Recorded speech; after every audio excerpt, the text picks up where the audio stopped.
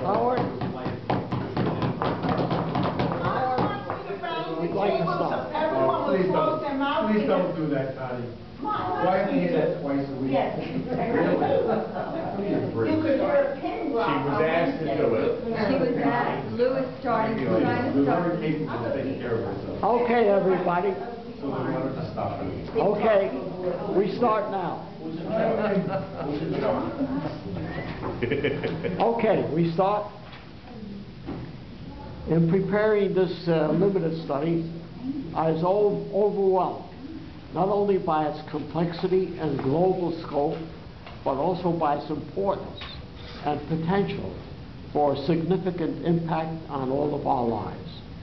I fully realize that I do not have the extensive expertise of professional political scientists and historians. However, I have somehow summoned the courage to forge ahead and attempt the impossible, hoping that others with perhaps greater knowledge and understanding will help us expand our views and get over the rough spots.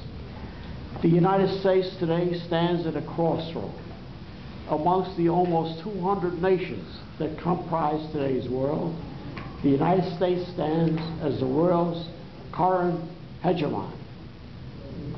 Hegemon is a kind of a peculiar word in the sense that nobody really understands what it means. So I called out from the dictionary the following. A hegemon is a leadership or dominance of one state or nation above all the others. Now the question is, how long can the United States maintain its position as the world's reigning superpower? We will review very briefly a number of past hegemons.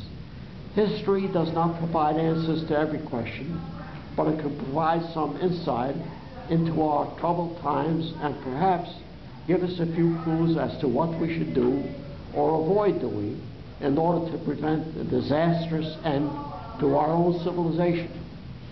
Most importantly, I would appreciate your comments and opinions as relates to the topic, and as my old boyhood grammar teacher taught me, please be kind enough to mind the 3 C's: complete, concise, and correct. We start with the Egyptian Empire, which lasted roughly 3,200 years, and continue on to the Roman, which lasted about 1,400, the Ottoman Empire, which also lasted about 800, and last, the British Empire, roughly 400 to 500 years. Now, where does the United States stand in all this? We have come so far from 1918 as a hegemon, as a great power, till today, which is roughly 90 years. So you can see we're quite young compared to the others. There are numerous reasons for the fall of empires and civilizations. While no general consensus exists, I have listed a number of reasons, most often cited by a number of historians.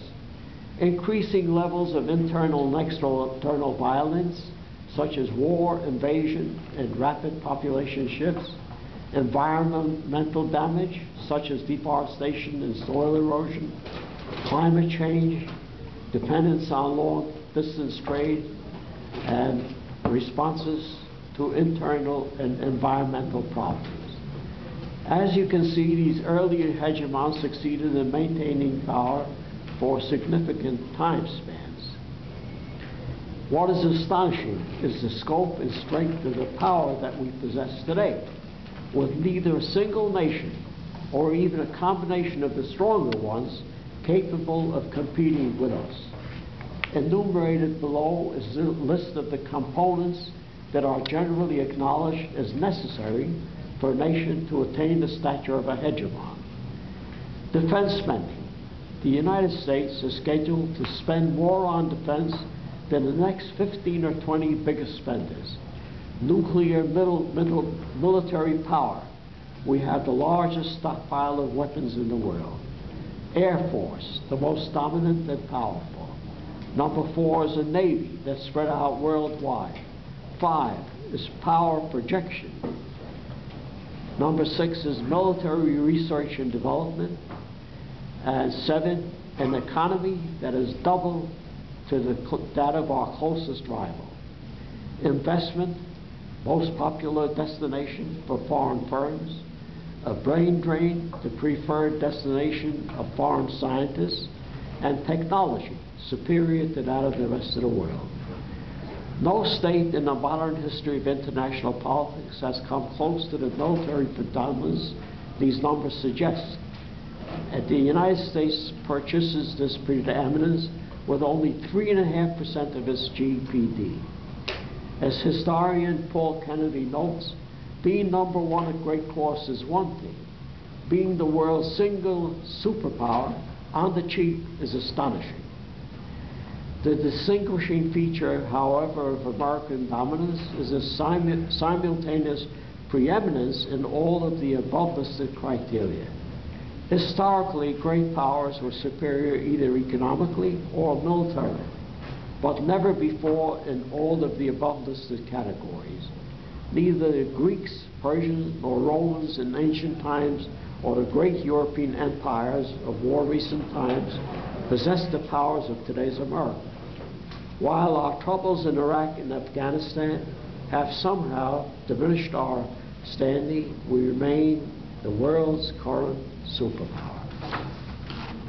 With these facts in hand, we ask the leading question: how long can we cling to our glory? Now, other than the 5 reasons noted earlier, can you think of other reasons that might contribute to the fall of our nation or empire? That's my first question. Larry? Well, as you pointed out, all these empires